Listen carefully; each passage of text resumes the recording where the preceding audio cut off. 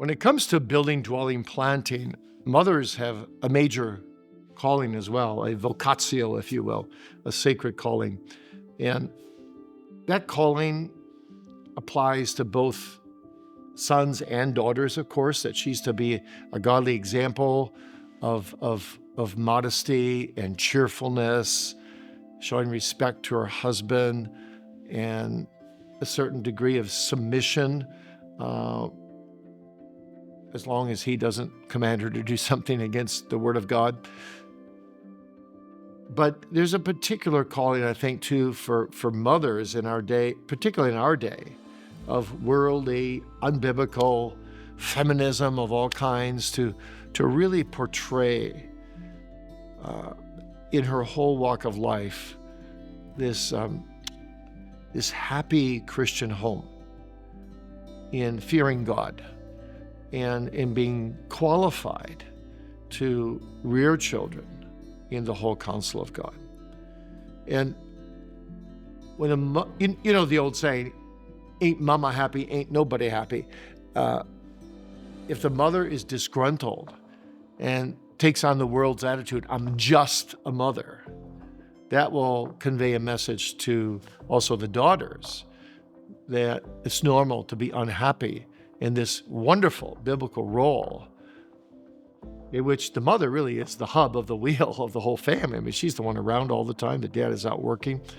And so it's critical, in my opinion, that the mother helps the daughter develop all kinds of skills, not just in terms of, in the case of homeschooling, developing intellectual skills for different subjects, but homemaking skills.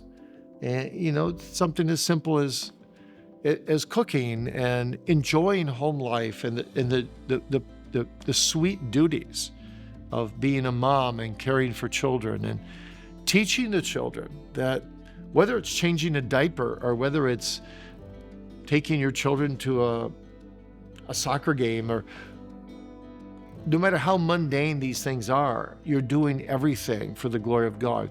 You're a stranger, you're a pilgrim on this earth in the way you raise your children and your family. And the whole idea of the happy Christian home, where the mother is doing her role, the father's doing his role, and the children are respectful to the parents, and the parents love their children like crazy and care about their souls and are burdened for them. That whole happy Christian home model of Psalm 128, blessed is the man, and by extension the woman, who fear the Lord with a childlike fear. That whole model is actually bequeathed to us, particularly in church history, from the Puritans. And they actually wrote 29 books on how to raise children, which is a lot of books in those days, when it was very hard to go to printing press and actually publish a book. But they felt so burdened to explain the role not only of the father, but also of the mother and her central place in the home. And that when the mother's happy, doing the will of God, and is the Proverbs 31 lady, not perfectly, of course, and you know, my wife hasn't gone out and bought a lot of property by herself, but you know, the principles of Proverbs 31, industrious, supporting her husband, raising her children with love and many prayers and tears. When the mother fears the Lord, that sets a tone for the whole home.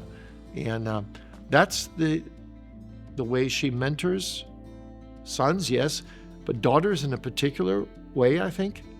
And the end result is that train up a child the way he shall go, and when he's old, the normative way of God is that he blesses that training so that those children also walk in the way of the Lord. There can be exceptions. There can be prodigal sons and daughters, but this is the general rule. So mothers have a huge, huge calling in this world. I often say, even from the pulpit, I've said, you know, mothers, you've got the second most important calling in the world, next to preaching, next to being a minister, because ministers always dealing with the souls, not just of one family, but many families. But a woman is just a mother is training the souls of her children day in, day out, and they're watching her and they're picking up vibes, and oh, blessed are the children of a very God-fearing, happy mother raising them in the fear of the Lord.